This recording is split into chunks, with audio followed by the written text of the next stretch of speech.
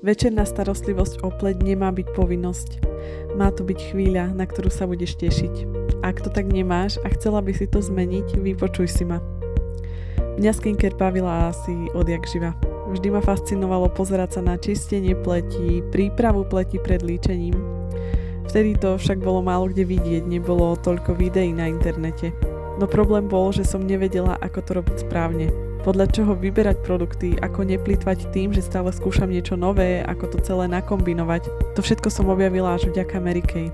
Objavila som produkty, ktoré boli pre moju pleť veľmi príjemné a ženy, ktoré ma zdarma naučili, ako to všetko správne používať. Začalo to príjemnou skincare, ale dalo mi to o mnoho viac. Možno to budeš mať podobne. Pretože až keď vieš, ako sa správne starať o pleť, ktoré produkty robia dobre tvojej pleti, až vtedy si dokážeš svoju skincare naplno užiť. Naučila som sa dopriať si, naučila som sa spomaliť, naučila som sa mať sny, veriť im, nevzdať sa pri prvých prekážkach, menej hodnotiť iných. A toto je dôvod, prečo robím tieto videá. Chcem, aby ženy, ktoré nehľadajú len rýchle riešenia, mohli objaviť vďaka týmto úžasným produktom aj skvelé miesto, kde môžu rásť. Ak túžiš po spomalení, táto večerná rutina môže byť tvoj prvý krok.